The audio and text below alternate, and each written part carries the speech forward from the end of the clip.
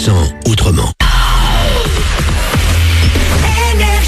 Manu dans le 6-9, 6h, 9h30, tous les matins sur Énergie. Il est 8h30, on est là avec vous comme chaque matin. Les sondages du matin arrivent, ce sera juste après Ed Sheeran et les infos tout de suite.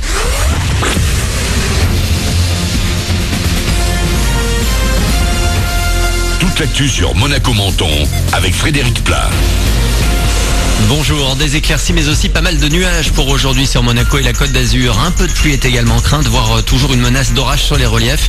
Le thermomètre va rester stable vers 30 degrés pour commencer la journée. Il fait 23 à Menton et beau soleil. C'était la météo sur Énergie avec La Trégo, votre restaurant les pieds dans l'eau. Port de Plaisance, Cap d'Aille. Bravo les Bleus, ils se sont qualifiés hier pour les 8e de finale de la Coupe du Monde en Russie. La France a battu le Pérou 1-0, but de Kylian Mbappé. Une deuxième victoire en 2 matchs qui nous envoie au prochain tour. Il faudra quand même affronter le Danemark mardi pour la première place de la poule. Un nul suffira. Le programme du jour, 3 nouvelles rencontres et notamment Brésil-Costa Rica à 14h. La SNCF s'invite toujours dans l'actu. Pas mal d'absents à niveau train sur les quais ce vendredi matin pour une nouvelle mobilisation des cheminots. Aujourd'hui, pas plus de 4 TGV sur 5 entre Nice et Paris. Un TER sur 2 entre Cannes, Nice, Monaco, Menton et Vintimille, 2 sur 3 vers Marseille.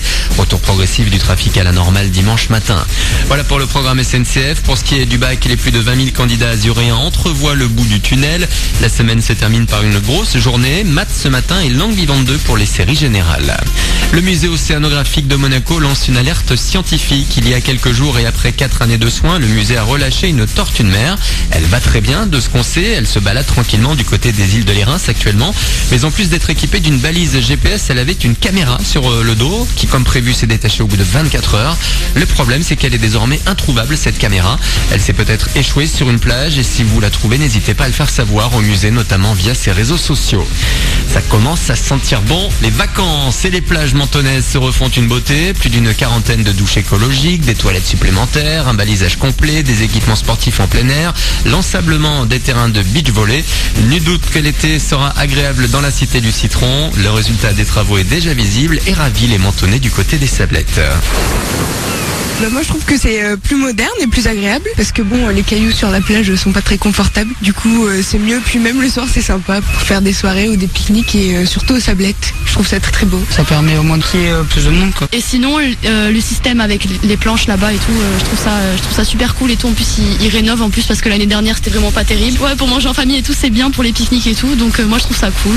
Propos recueillis par Romy Fuster. L'inauguration de l'esplanade des Sablettes encore en travaux est prévue pour le mois prochain. Ce sera le 8 juillet. Voilà pour votre actu, il est 8h33 sur Énergie Monaco Menton. On est vendredi le 22 juin, c'est Manu dans le 6-9 pour bien commencer cette journée.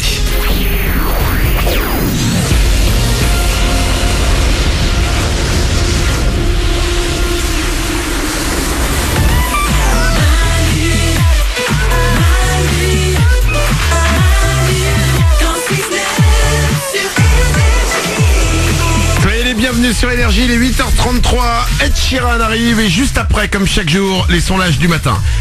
14% des hommes pensent qu'ils arriveront à mieux draguer une fille en faisant ça.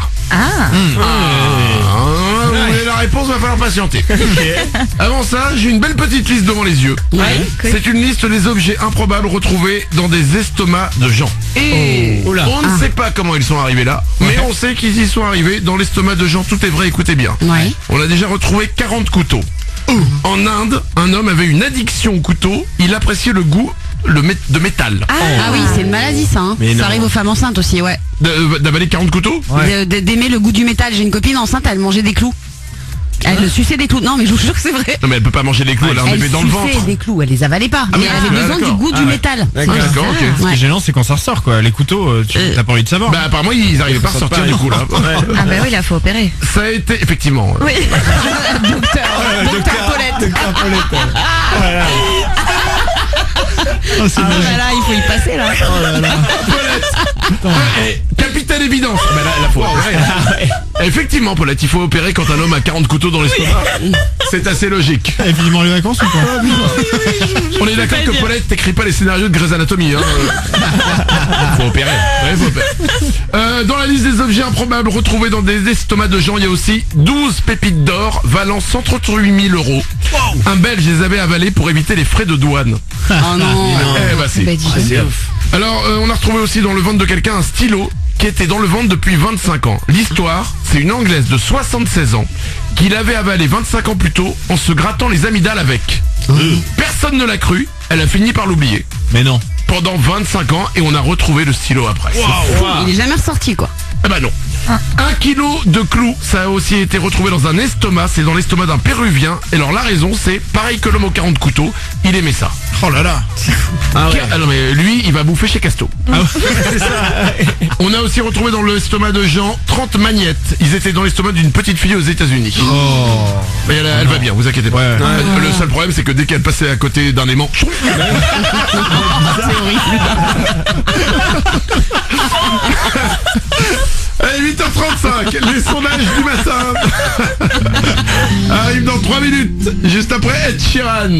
Soyez les bienvenus, c'est le week-end qui arrive et ça se sent. On est vendredi. Va falloir opérer. Walking down 29